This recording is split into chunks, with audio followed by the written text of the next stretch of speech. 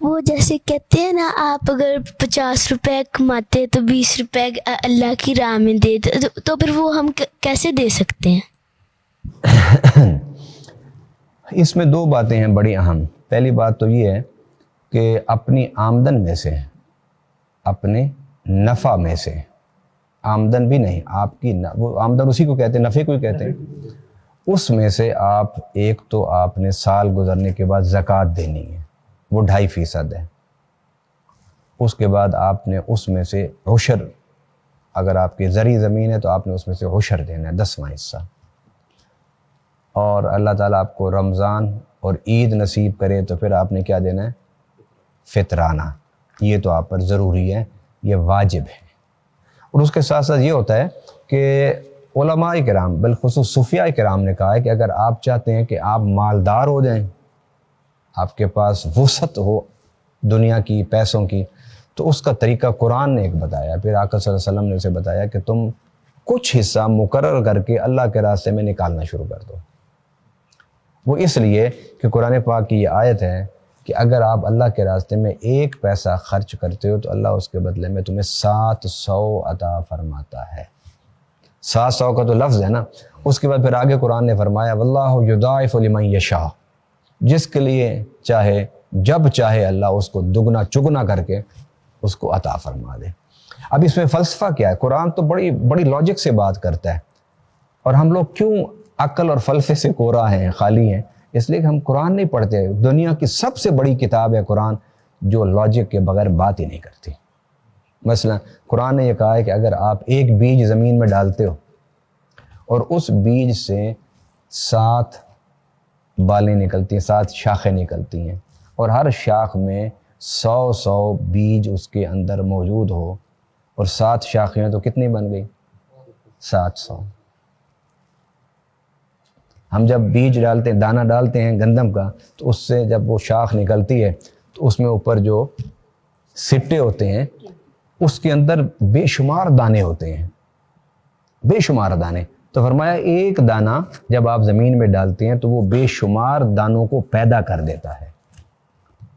اس کو رب العالمین نے سورۃ البقرہ میں 3 پارے میں ارشاد فرمایا کہ مثال کے طور پر یوں سمجھ لو کہ تم نے ایک بیج ڈالا، اس سے 7 شاخیں نکلی، ہر شاخ میں 100 تو کتنے کل ہو گئی؟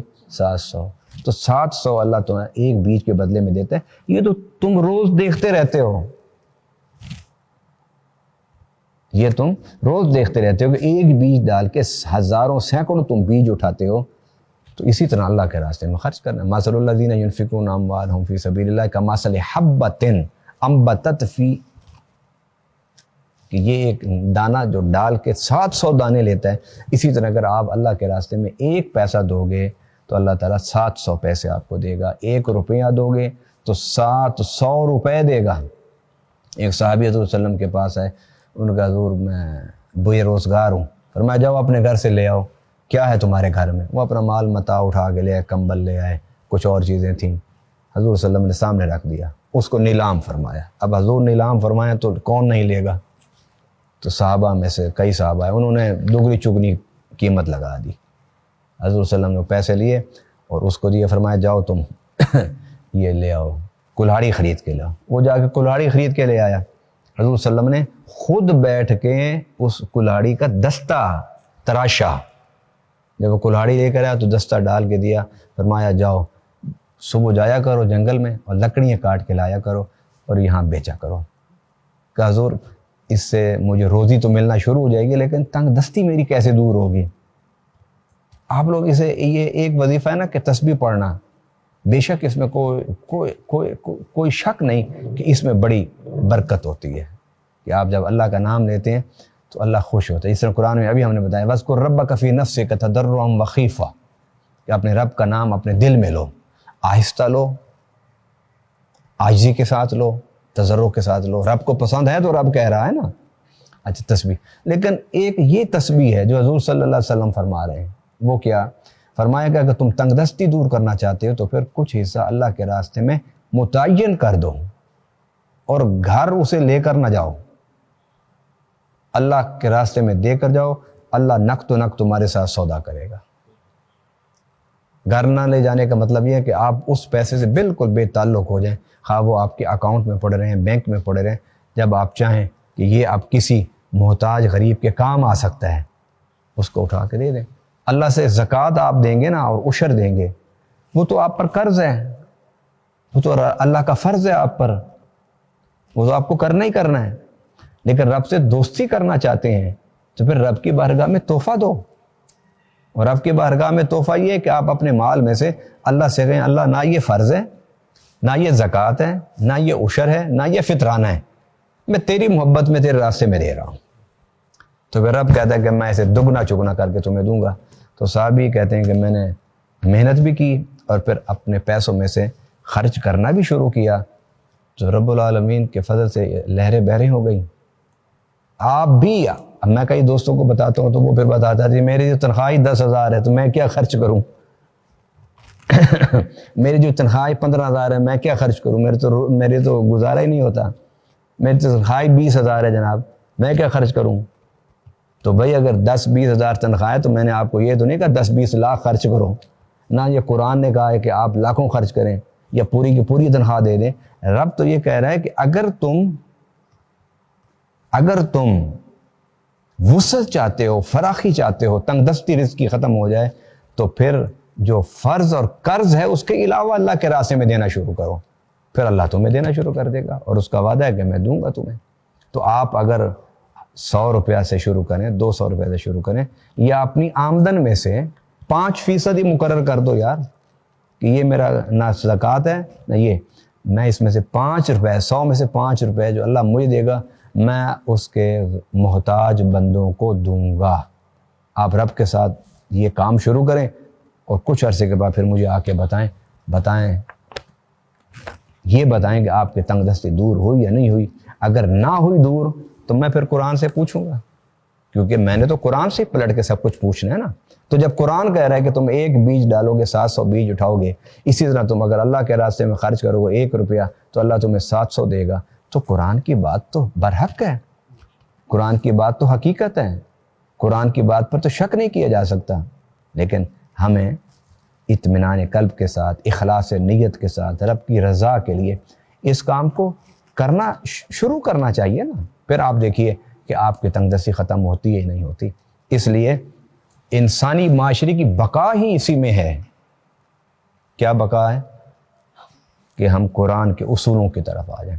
آپ لوگ کماتے ہیں نا، تو کماتے ہوئے کیا آپ کے ذہن میں ہوتا ہے کہ ہم نے اسے اپنے ماں باپ پر، اپنے بچوں پر خرچ کرنا ہے، یہی ذہن میں ہوتا ہے۔ قرآن یہ کہتا ہے ایک مسلمان کا یہ نظریہ نہیں ہوتا، ایک مومن کا یہ سوچ نہیں ہوتی۔ کیا سوچ ہوتی ہے؟ فرمایا وفی اموالہم حق للسائل والمحروم، تمہارے مالوں میں جس طرح تم سوچ رہے ہو نا کہ ہمارے ماں باپ اور اولاد کا حق ہے، تو اس کے ساتھ 2 اور بھی حق شامل کر لو اسی مال میں۔ کس کا حق؟ للسائل، اگر کوئی آ جاتا ہے ضرورت مند، محروم اور محروم آ جاتا ہے تو اس کا بھی تمہارے مال میں اتنا ہی حق ہے جتنا تمہارے کمائی میں ماں باپ کا اور اولاد کا حق ہے۔ اس کو آزما کے دیکھیے، رمضان کا مہینہ ہے، اس کی آزمائش آج سے شروع کر دیں، اللہ تعالیٰ آپ کی قسمت اور مقدر جو ہے وہ بدلنا شروع کر دے گا۔ اور یہ یاد رکھیے دنیا کا طلب کرنا یہ کوئی اسلام میں منع نہیں ہے۔ اگر دنیا کا طلب کرنا اسلام میں منع ہوتا تو وہ جو دعا ہے ربنا آتنا فی الدنیا حسنہ وفی الآخرۃ حسنہ وقنا عذاب النار، اے اللہ ہمیں دنیا میں نعمتیں عطا فرما اور آخرت میں نعمتیں عطا فرما، یہ دعا اللہ خود نہ سکھاتا، اللہ خود سکھا رہا ہے یہ دعا ہمیں۔ اس کا مطلب یہ ہے کہ آپ دنیا کی نعمتیں اللہ سے مانگیں، قبر کی نعمتیں اللہ سے مانگیں اور آخرت کی نعمتیں اللہ تعالیٰ سے مانگیں، اور دین کے ساتھ رشتہ، 3 رشتے جوڑنے کی کوشش کیجئے دین کے ساتھ اور قرآن کے ساتھ۔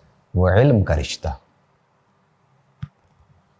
عمل کا رشتہ اور دعوت و تبلیغ کا رشتہ، یہ 3 رشتے ہر مسلمان کو جوڑنے چاہیے۔ علم کا رشتہ کیا ہے؟ کہ آپ قرآن کا علم حاصل کریں۔ دوسرا رشتہ قرآن کے ساتھ کیا؟ عمل کا رشتہ۔ اور تیسرا رشتہ دعوت و تبلیغ، کہ جو آپ علم حاصل کرتے ہیں، جس پر آپ عمل کر لیتے ہیں، پھر آپ وہ دوسروں تک پہنچانا شروع کر دیں، عمل کر کے پہنچائیں، کیونکہ عمل کیے بغیر اگر آپ پہنچائیں گے تو اس کے بارے میں قرآن میں ہے کہ یا ایھا الذین آمنوا لم تقولون ما لا تفعلون، کہ جس پر تم خود عمل نہیں کرتے وہ دوسروں کو کیوں کہتے ہو۔ حضرت داتا صاحب رحمہ اللہ کے پاس ایک عورت بیٹھی تھی تو اس نے کہا کہ حضور میرا بچہ جو ہے وہ شکر بڑی کھاتا ہے، آپ اس کو نصیحت فرما دیں۔ تو آپ نے فرمایا بی بی کا لانا۔